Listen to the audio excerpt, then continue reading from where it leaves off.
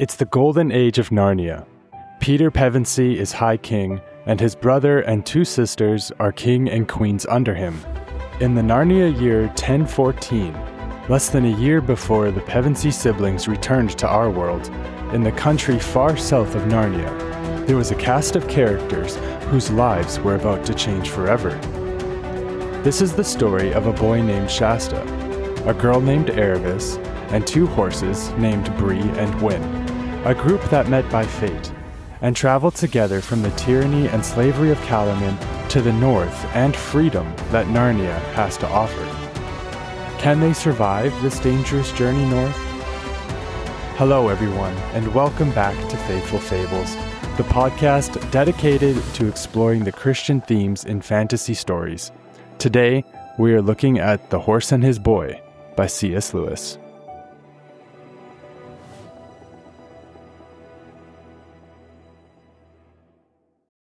Hey guys, welcome back to another episode. I'm sorry this one took an extra week to cut out, but sometimes, things happen and things take a little extra time, but we're here, we're back, we're starting a new series. I really enjoyed The Voyage of the Dawn Treader, and even preparing for this episode, it was like, I had to remember how I was doing the episodes before, because the way I wrote the Voyage of the Dawn Treader episodes worked differently than these ones. And so we're back and I'm ready to get into this. This was actually one of my favorite books in the Chronicles of Narnia so far. But like I said before, this story takes place in Narnia year 1014. It takes place in the country of Calormen, which is far south of Narnia. And there's a lot to discuss about the country of Calormen, but I've decided that is for a separate video that is on my YouTube. And so if you go and check out the Faithful Fables YouTube, you can definitely see it there. And the link for that is in the episode description. But what I will say is that we see right away that the people of Calormen have a very different way of speaking than they do in Narnia. Now, and I don't know this for sure, but I wonder if this was maybe C.S. Lewis's way of showing that there's different language, rather than instead of actually creating and writing a brand new language for them. I think that could be a good way to do it, just slight different ways of saying things, different, even grammar and stuff like that. Like that could be enough to suggest hey, there's maybe a different language being spoke here. Obviously, we don't know that for sure. That's just speculation. But we meet a boy named Shasta and a man named Arshish, and Arshish is a man that Shasta calls father. Now, that's an important detail, but we're going to get into that another episode. Arshish goes out on his boat to fish in the morning, and in the afternoon he loads up his cart and takes the fish to the village to sell. Shasta does a lot of hard work for Arshish, and it was definitely not a father-son type of relationship. Shasta was not allowed to go north, and nobody went north. And Shasta always wanted to. He felt this desire inside of him, calling him almost. So one night, a stranger comes to visit with Arshish. This man was a Tarkhan, which is basically what they call the men in Calormen. And they might have been in a higher class, because there is a class system. But yeah, so a Tarkhan comes to visit Arshish, where Shasta overhears the stranger and Arshish talking. And the stranger actually wants to buy Shasta. And throughout this conversation, Shasta actually learns that he has no relation to Arshish. Now, Shasta was standing outside by the Tarkhan's horse, and he was wishing that this horse could talk. And to his surprise, it could.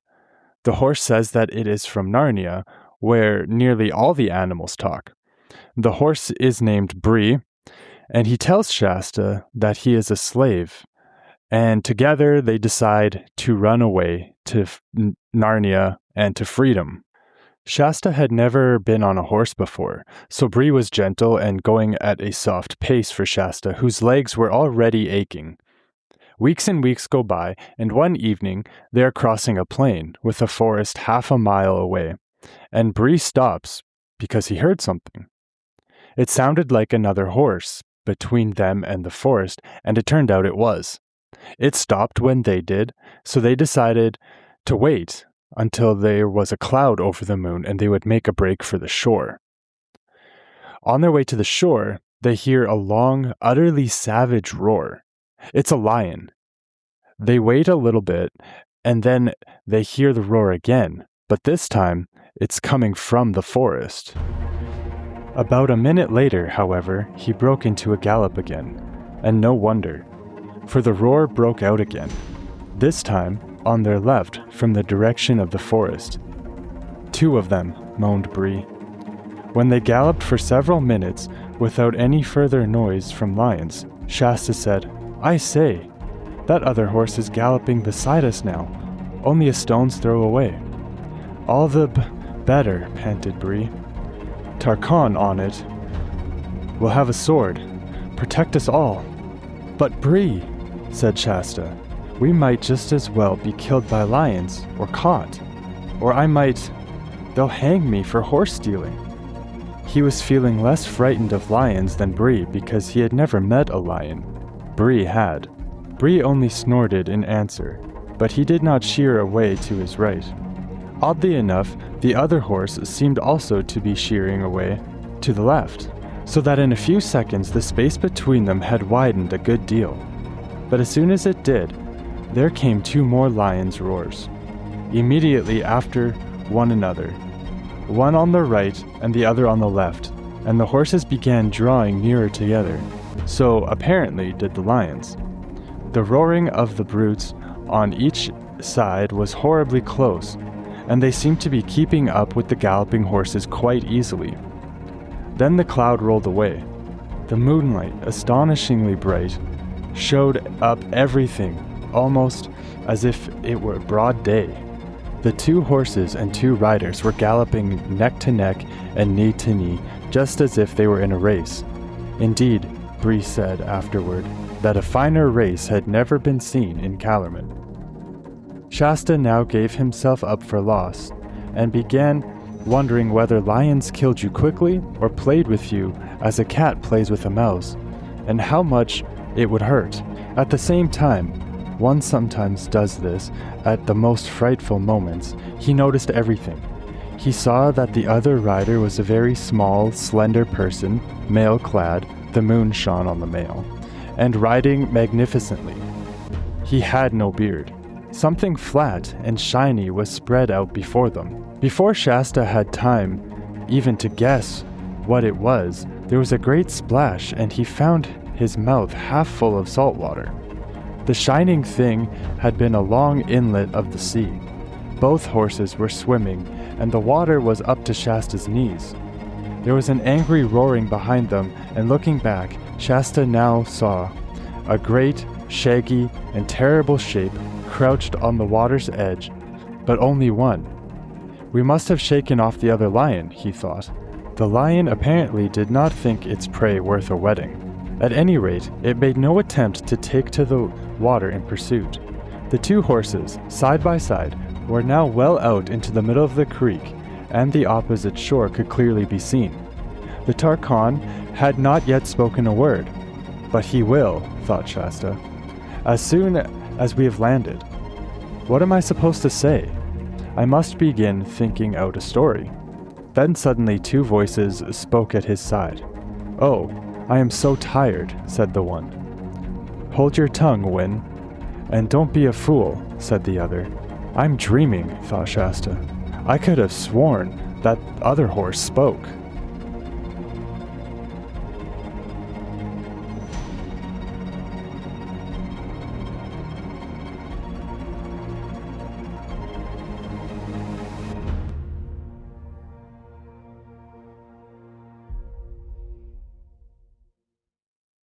So they were followed by another horse and a rider, and eventually they heard lions that seemingly pushed the two sets of riders together, and they were running now away from the lions, but rest beside each other together. And Shasta heard the other horse talk, and he learns that the other rider was a girl, Aravis, and the other horse's name is Hwin.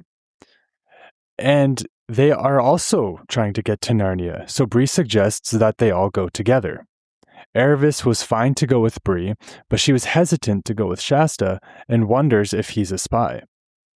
Bree vouches for Shasta, saying that he's been a good friend. Now, at this point, Aravis shares her story, and there will be more detail about that in a later episode. But Aravis was in an arranged marriage with a 60-year-old man, or a 60 or so year old man, and is trying to escape that situation. She ended up mixing things in her maiden's wine, which made her fall asleep for a night and a day, giving her a chance to escape. They all continue to travel together, and while they travel, Aravis would not speak to Shasta if she could help it. They are getting close to the city of Tashban and decide to travel at night and hide during the day.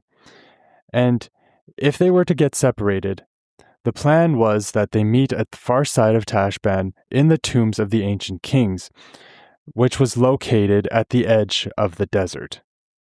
So they travel and they get to the city of Tashban, and while there, Aravis hopes that no one recognizes her. One of the soldiers they pass throws a carrot at Shasta and teases him. Shasta makes a comment in response, which gets him hit in the face. Shasta loses hold of Bree in the crowd and is now alone. Alone as far as not with the others. And he gets carried off by some visiting Narnian royalty who we do recognize. Because remember, this book takes place during Lion, the Witch, and the Wardrobe. So he gets carried off by King Edmund and Queen Susan, who mistake him for a missing boy named Corin, who is the Prince of Archenland. And Susan was the most beautiful lady Shasta had ever seen. Shasta also meets a creature the likes of which he had never seen before, and that creature was Tumnus. There were also 2 dwarfs and a very large raven. Now they lay Shasta on a sofa and give him the royal treatment. Again, they think he's Prince Corin.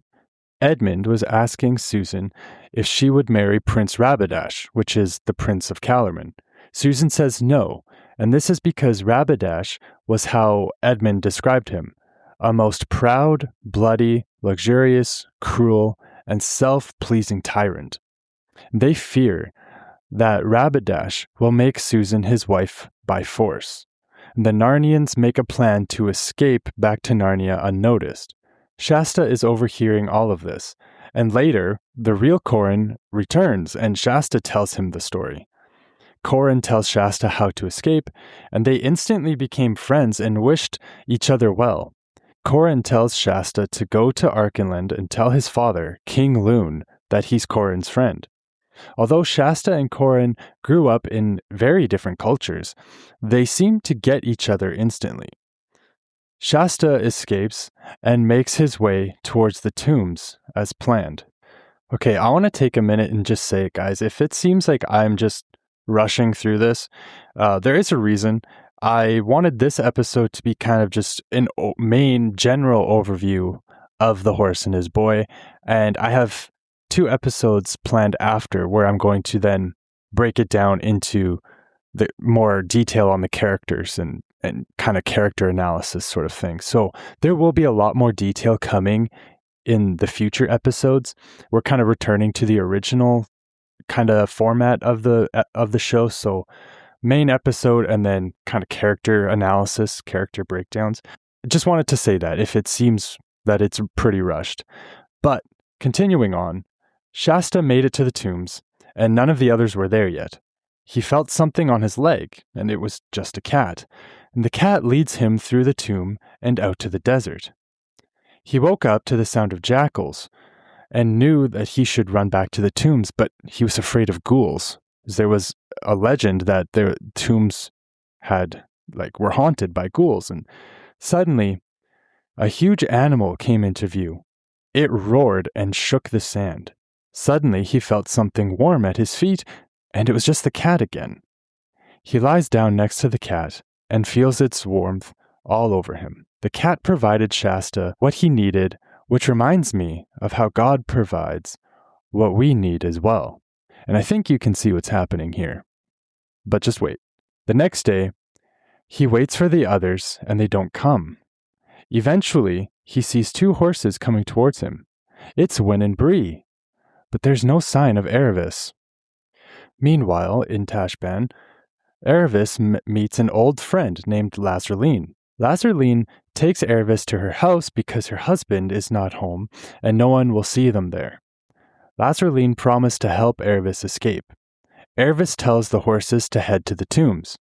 As the girls are making their escape, Aravis overhears Prince Rabadash plotting to attack Archenland and Narnia and force Queen Susan to marry him. Aravis and Lazarline are overhearing this as they're actually hiding from them. They had gone into a room and suddenly the Tizrock, Rabadash, and the Grand Vizier enter and they have to quickly hide. And so they're hiding while this conversation is taking place around them. Lazarline begs Aravis to change her mind about leaving, but Aravis leaves. Aravis also hated living in Calormen. She escapes and makes it to the tombs, where she sees Bree, Hwin, and Shasta. Aravis tells the others about Rabadash's plan, and the 4 set off across the desert to warn about the invasion. Then came the heat. He noticed it for the first time when he had to dismount and walk. As he slipped down to the sand, the heat from it struck up into his face as if from the opening of an oven door. Next time it was worse, but the third time, as his bare feet touched the sand, he screamed with pain and got 1 foot back in the stirrup and the other half over Bree's back before you could have said knife. "Sorry, Bree," he gasped. "I can't walk. It burns my feet." "Of course," panted Bree. "Should have thought of that myself. Stay on. Can't be helped. It's all right for you," said Shasta to Aravis, who was walking beside Hwin. "You've got shoes on." Aravis said nothing and looked prim. Let's hope she didn't mean to, but she did. On again, trot and walk and trot. Jingle, jingle, jingle, squeak, squeak, squeak. Smell of hot horse, smell of hot self. Blinding glare, headache. And nothing at all different for mile after mile. Tashban would never look any further away. The mountains would never look any nearer. You felt this had been going on for always. Jingle, jingle, jingle, squeak, squeak, squeak. Smell of hot horse, smell of hot self.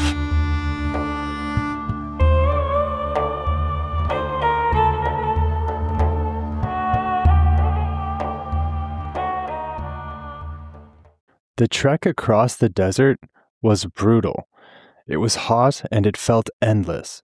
Lewis wrote this section in a way where we can really experience the desert with the characters.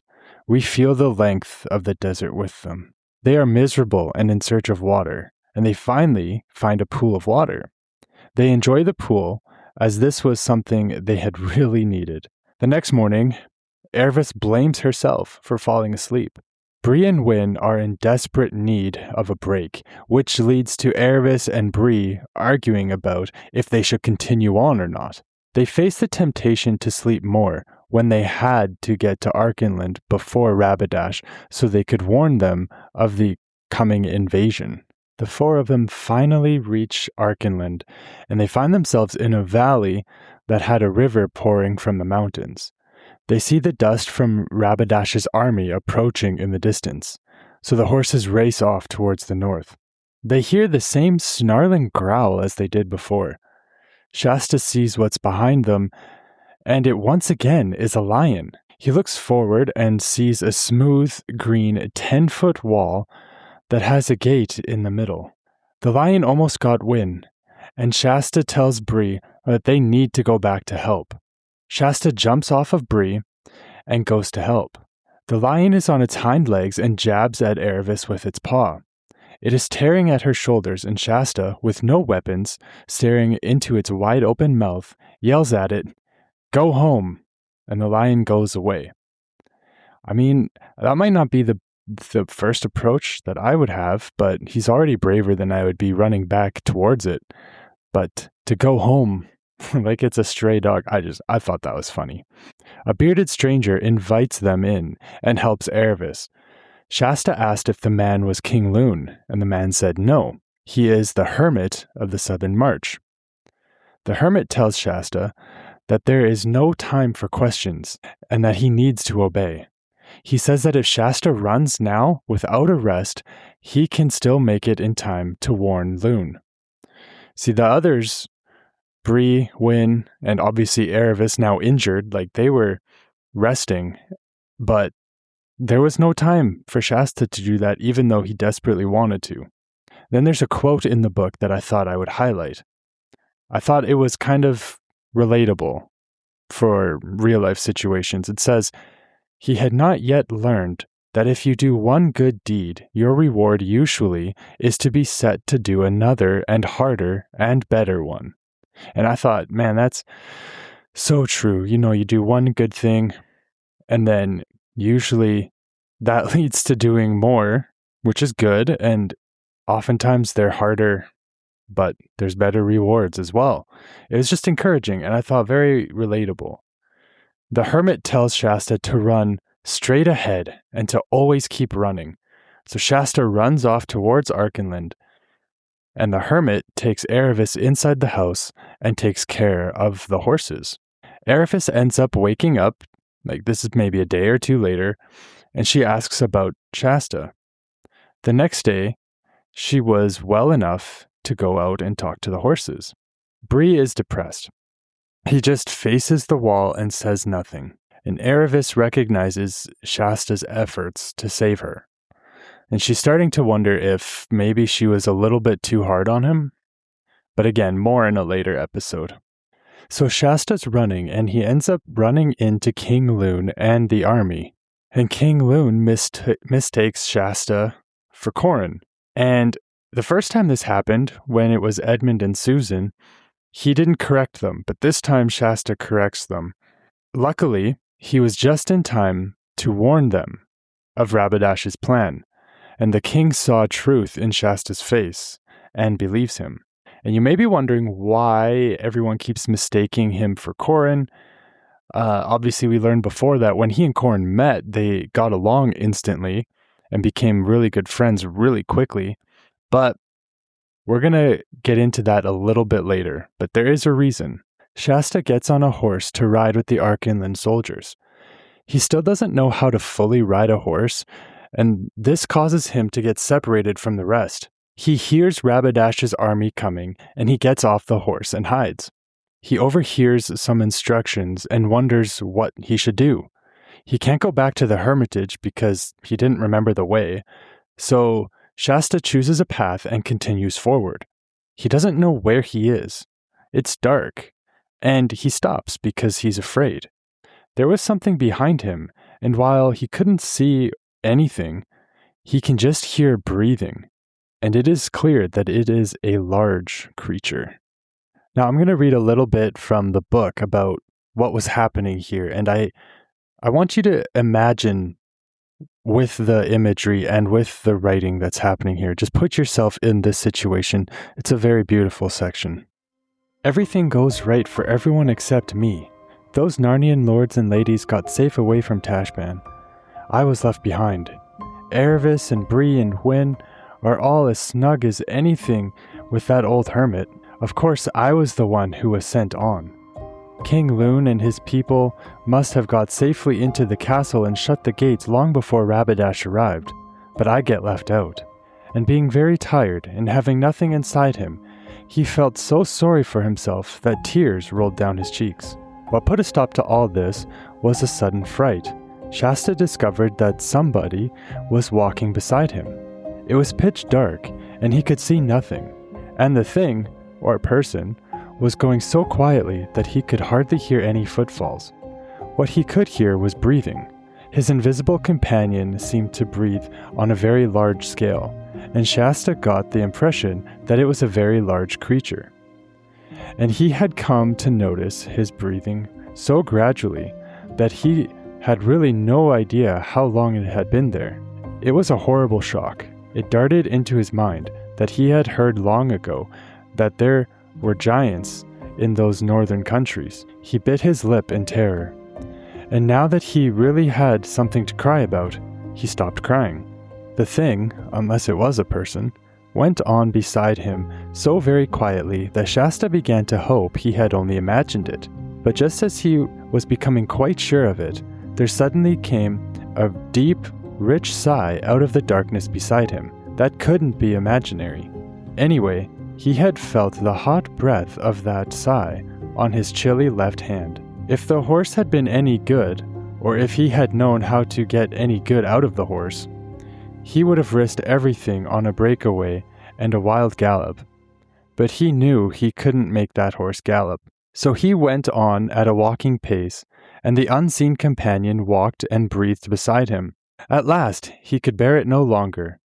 "Who are you?" he said, scarcely above a whisper. "One who has waited long for you to speak," said the thing. Its voice was not loud, but very large and deep. Are you a giant?" asked Shasta. "You might call me a giant," said the large voice, "but I am not like the creatures you call giants." "I can't see you at all," said Shasta, after staring very hard. Then, for an even more terrible idea had come into his head, he said, almost in a scream, "You're not something dead, are you? Oh, please do go away. What harm have I ever done you? Oh, I am the unluckiest person in the whole world." Once more he felt the warm breath of the thing on his hand and face. "There," it said, "that is not the breath of a ghost. Tell me your sorrows." Shasta was a little reassured by the breath, so he told how he had never known his real father or mother and had been brought up sternly by the fishermen, and he had told the story of his escape and how they were chased by lions and forced to swim for their lives, and all of the dangers in Tashban, and about his night among the tombs, and how the beasts howled at him out of the desert. And he told about the heat and thirst of their desert journey, and how they were almost at their goal when another lion chased them and wounded Aravis, and also how very long it was since he had had anything to eat. "I do not call you unfortunate," said the large voice. "Don't you think it was bad luck to meet so many lions?" said Shasta. "There was only one lion," said the voice. "What on earth do you mean? I've just told you there was at least 2 the first night, and there was only one. But he was swift of foot." "How do you know?" "I was the lion." And as Shasta gaped with open mouth and said nothing, the voice continued. "I was the lion who forced you to join with Aravis. I was the cat who comforted you among the houses of the dead. I was the lion who drove the jackals from you while you slept. I was the lion who gave the horses the new strength of fear for the last mile, so that you should reach King Loon in time. And I was the lion you do not remember, who pushed the boat in which you lay, a child near death, so that it came to the shore where a man sat, wakeful, at midnight, to receive you. Then it was you who wounded Aravis. It was I." "But what for?" "Child," said the voice, "I am telling you your story, not hers. I tell no one any story but his own." "Who are you?" asked Shasta. "Myself," said the voice, very deep and low so that the earth shook, and again, "Myself," loud and clear and gay, and then a third time, "Myself," whispered so softly you could hardly hear it, and yet it seemed to come from all around you as if the leaves rustled with it. Shasta was no longer afraid that the voice belonged to something that would eat him, nor that it was the voice of a ghost, but a new and different sort of trembling came over him. Yet he felt glad too. This section is from my favorite chapter in the whole book. Obviously, I only read a few pages of it, but this chapter left me just out with a smile on my face. Like, I was just like, it was kind of one of those things where it's like you were kind of expecting that it was Aslan the whole way through, and then it's just like that big reveal sort of thing. But especially where he was mentioning that he was, the lion that helped him as a baby, that kind of just like blew my mind because that was something we didn't even know about. So that was really, really fun. And we'll get into that in another episode. But yeah, that was really cool just to read through that. But there's a couple things that stuck out to me. And this is something that's just typical C.S. Lewis style of a character having a life-changing moment with Aslan. And I feel like that's how moments with Jesus are as well. Like, they're life-changing. And one of my favorite parts is that Shasta hears a deep sigh, and he can feel the sigh on his hand. And he couldn't see Aslan, but he was just walking alongside this massive presence that was breathing beside him. And finally, he can't take it anymore, and he just asks who it is, and it's revealed to be Aslan, who had been guiding him and protecting Shasta and the others behind the scenes the entire time. One thing I want to point out is that it was very interesting that Shasta asked him who he is. Aslan said, myself, 3 different times.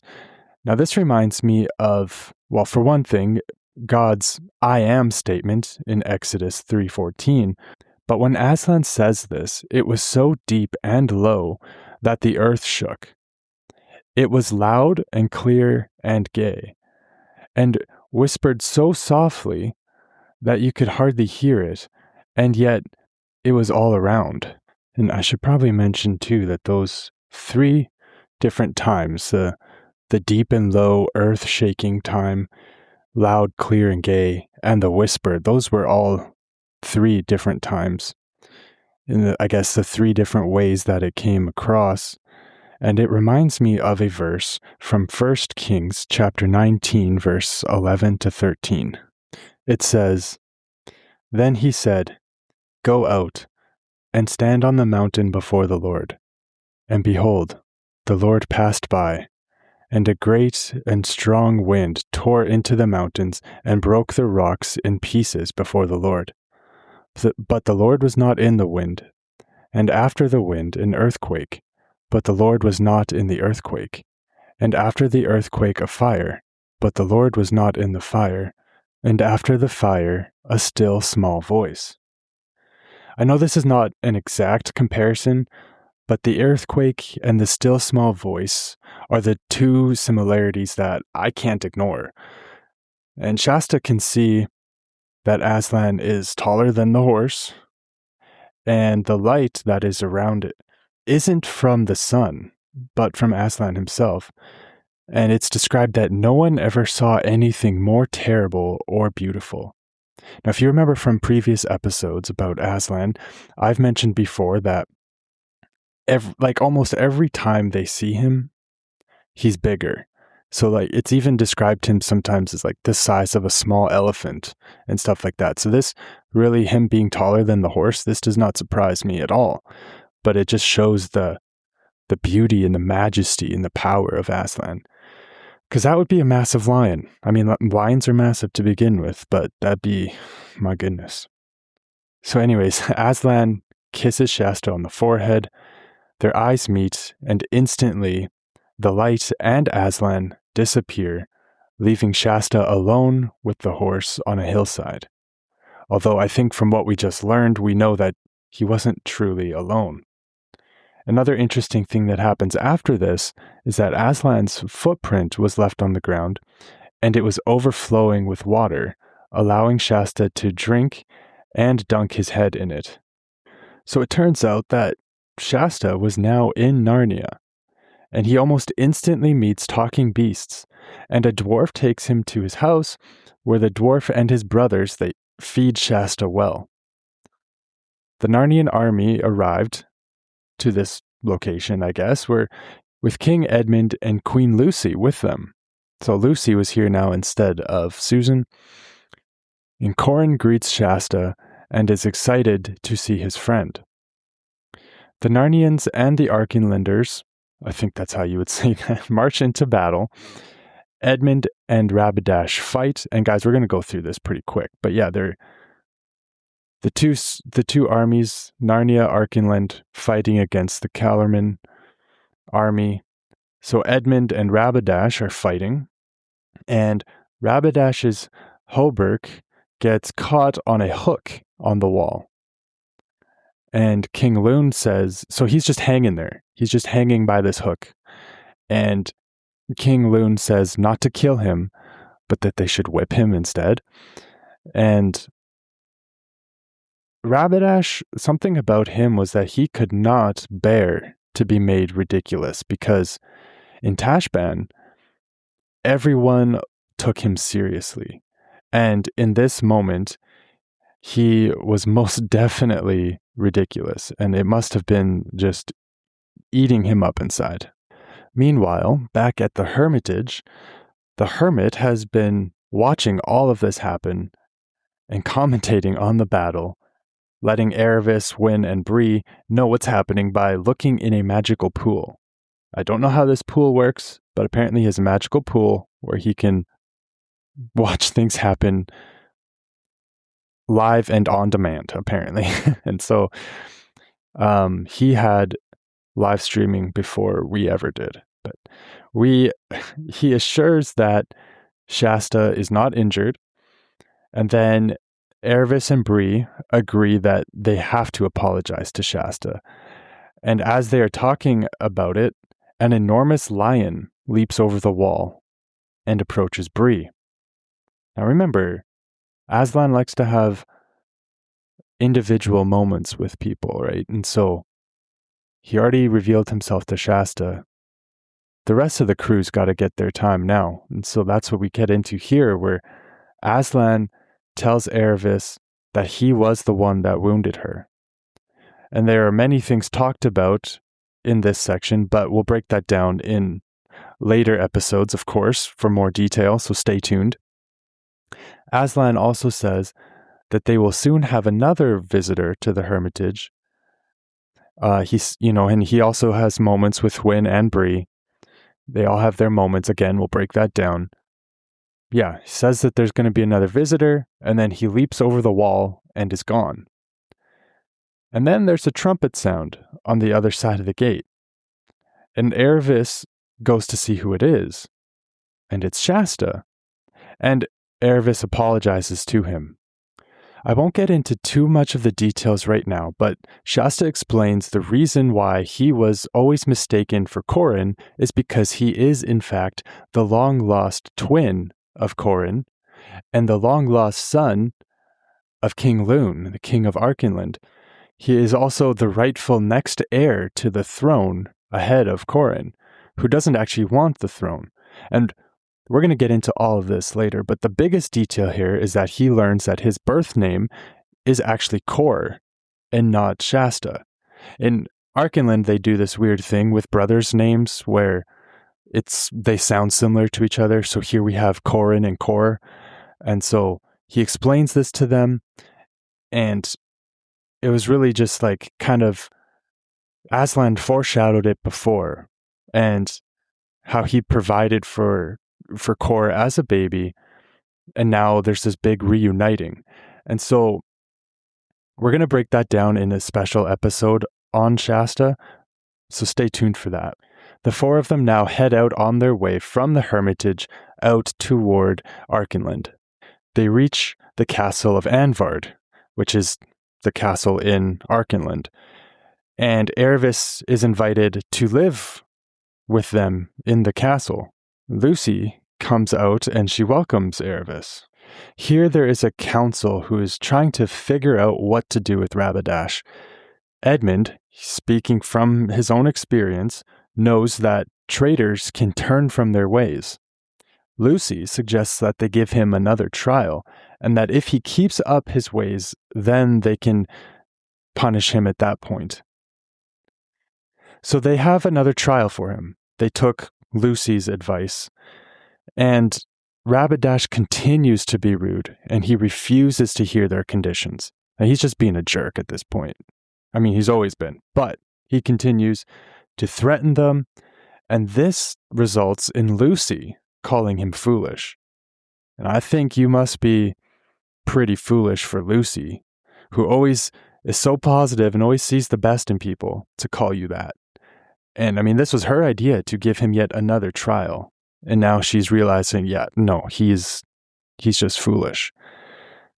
And here we have Aslan showing up, and he tells Rabbit-Dash that he can avoid doom if he forgets his pride and anger and accepts the mercies of the king and queens. Rabbit-Dash seems to almost manifest and starts calling Aslan a demon and threatens that Tash, which is the Calormen god, will curse Aslan. Aslan quietly says that his doom is nearer. He's giving him chances to repent, but Rabbit-Dash is still just mouthing off at them. And then Aslan says that the hour has struck. Rabbit-Dash turns into a donkey as punishment, and his worst fear comes to life as everyone continues to laugh at him. Justice shall be mixed with mercy. You shall not always be an ass, Aslan tells him. He will be healed at the temple of Tash, but as long as he lives, if he goes more than 10 miles from that temple, he will return to a donkey. That was his punishment. And so here we have Aslan giving him multiple chances, but Rabbit-Dash continued to harden his own heart, and so Aslan just let him go to that hardened heart. I think there's a lot of lessons to be learned here. King Lune sent Rabbit-Dash back to Calormen with the best of cattle boats and the freshest carrots. So we even have King Lune being really gracious to him. They're still punishing him, but they're also, in a way, showing love. But Rabbit-Dash is still ungrateful. At a certain point, guys, people just harden their hearts enough that they, I don't know, it takes a miracle. Rabbit-Dash ended up becoming the most peaceable Tisroc, but not because he changed, but because he could not go more than 10 miles from the temple to war. And he definitely did not want his army getting any credit for battles. So literally, because he can't go 10 miles from the temple, he just didn't even wage war past that. Because 1, he couldn't go past, and 2, he didn't want anyone else but himself getting credit for any sort of battles or conquest. So during his time as the Tisroc, he ended up becoming the most peaceable Tisroc, even though inside he was still wanting conquest. He was still power hungry and obsessed with control. But physically, because of this punishment Aslan gave him, he could not, he chose not to go through with those thoughts. And after that, I mean, we see that Aravis and Cor end up getting married and serve as king and queen of Archenland. And they end up having a son named Ram the Great, and he was the most famous Archenland king. We also learn that Bree and Hwin lived happily in Narnia, and they got married, except not to each other, and they often visited their friends in Archenland.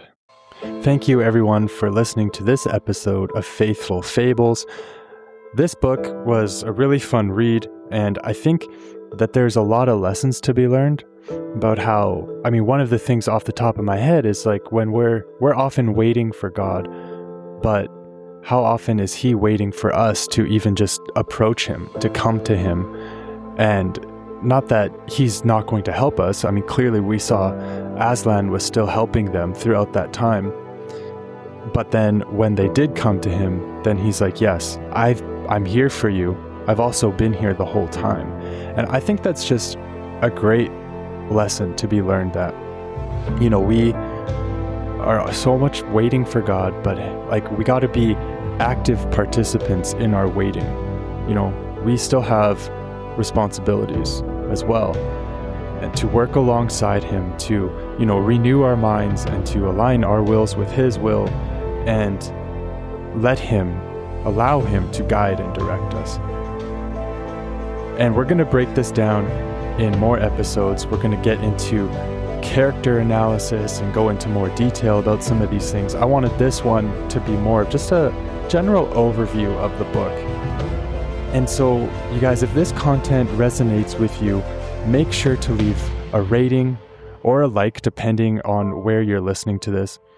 And to support the show, you can click the support the show link in the description. I appreciate everyone listening to the show, and I hope that I can continue to do this show for a long time, God willing. Join us next time as we look at Shasta and Bree. And until then, stay faithful.